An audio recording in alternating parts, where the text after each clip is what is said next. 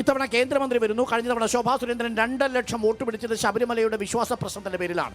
ഇത്തവണ ശബരിമല എന്നുള്ളത് മാറ്റി നിർത്തിയാൽ ഇത്തവണ നിങ്ങൾക്ക് വോട്ട് വർധനവ് ഉണ്ടാക്കാൻ കഴിയുമോ? തിരഞ്ഞെടുപ്പിൽ വിജയിക്കാൻ കഴിയുമോ? എന്താണ് പ്രതീക്ഷ? ഞങ്ങൾക്ക് 100% വിജയത്തിന് ഉറപ്പ് മാത്രമല്ല, ഈ പാർലമെന്റിലെ ജനത വരാൻ പോകുന്ന 2024 തെരഞ്ഞെടുപ്പിൽ രാജ്യത്തുണ്ടാകുന്ന സർക്കാർ ഏതാണെന്ന് ഇവിടുത്തെ സാധാരണപ്പെട്ട ജനങ്ങളോട് ചോദിച്ചാൽ 100% പറയാൻ പറ്റും നരേന്ദ്രമോദിയുടെ സർക്കാരാണ് രാജ്യത്ത് വരുന്നതെന്ന്. ഇത് നമ്മളെ റിപ്പോർട്ടർ ചാനലായാലും കേരളത്തിലും രാജ്യത്ത് പുറത്തുള്ള എല്ലാ സർവേകളും നടത്തിയതാണ്.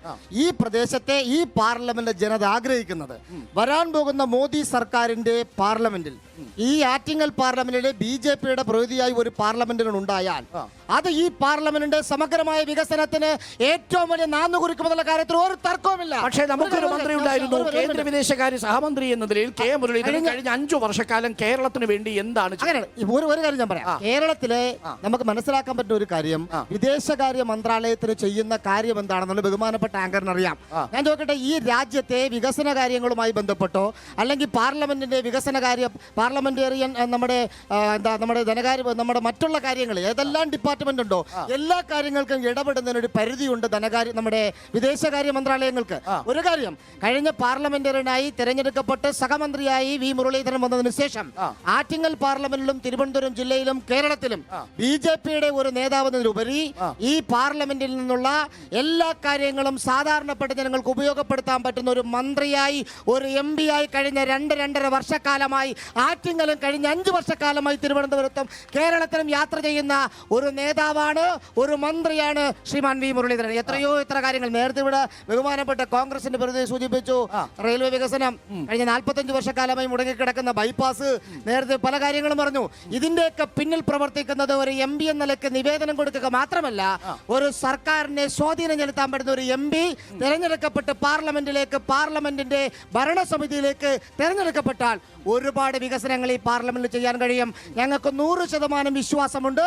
ആറ്റിങ്ങലിലെ ജനത വരാൻ പോകുന്ന നരേന്ദ്രമോദി സർക്കാരിന്റെ ആറ്റിങ്ങലിലുള്ള ന്യൂനപക്ഷ വിഭാഗത്തിൽപ്പെട്ട വോട്ടർമാർക്ക് സ്വാഭാവികമായും CA അടക്കമുള്ള വിഷയങ്ങളിൽ നമ്മുടെ ചർച്ച CA വിഷയത്തെ കുറിച്ച് ചർച്ച ഈ രാജ്യത്തെ ഇന്ത്യൻ പൗരനായിട്ടുള്ള ഒരാളിനെ സംബന്ധിക്കും പൗരത്തെ കുറിച്ച് ഒരു ചർച്ചയും വേണ്ട. വെറുതെ ഇവിടുത്തെ ഇടത് വലത് മുന്നണികൾ 4 വോട്ടിന് വേണ്ടി പാവപ്പെട്ട ഇവിടുത്തെ മതന്യൂനപക്ഷങ്ങളെ പറഞ്ഞു തെറ്റിപ്പിക്കുന്നില്ലാതെ ഇന്ത്യൻ പൗരനായിട്ടുള്ള ഒരാളിനെ സംബന്ധിച്ചും ഈ പൗരത്വ ഭേദഗതി നിയമം കൊണ്ട് ഉണ്ടാകില്ല. ഈ മുരളീധരൻ വരുന്ന സമയത്ത് സാന്റിയാഗോ മാർട്ടിന്റെ കയ്യിൽ നിന്ന് പണം വാങ്ങിയത് BJP അല്ലേ നാട്ടുകാർ ചോദിച്ചാൽ? അത് നിങ്ങൾക്ക് തെറ്റിയുണ്ട്. 2018 മുമ്പ് ഈ രാജ്യത്ത് കോൺഗ്രസ് പാർട്ടിയൊക്കെ എത്ര കോടി രൂപ വാങ്ങിയിട്ടുണ്ടെന്ന് വെളിയിൽ പോലും അറിയത്തില്ല.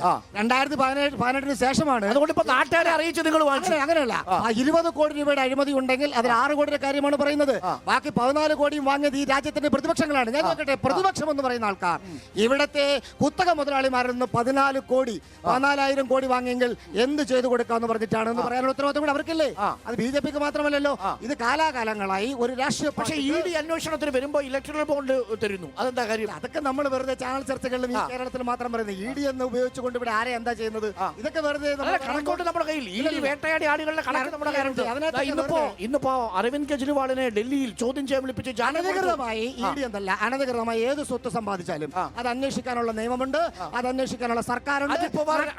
സർക്കാർ രാജ്യത്തുള്ളത് കൊണ്ട് അഴിമതി കാണിക്കുന്നവന്റെ വീട്ടിലേക്ക് EDയും കയറും, മറ്റുള്ള സംവിധാനം കയറും. അജിത് പവാറിനെതിരെയുള്ള ED കേസ് എന്തായി? ഏത് കേസായാലും ഞാൻ പറഞ്ഞല്ലോ, കേസൊന്നും ആയില്ല.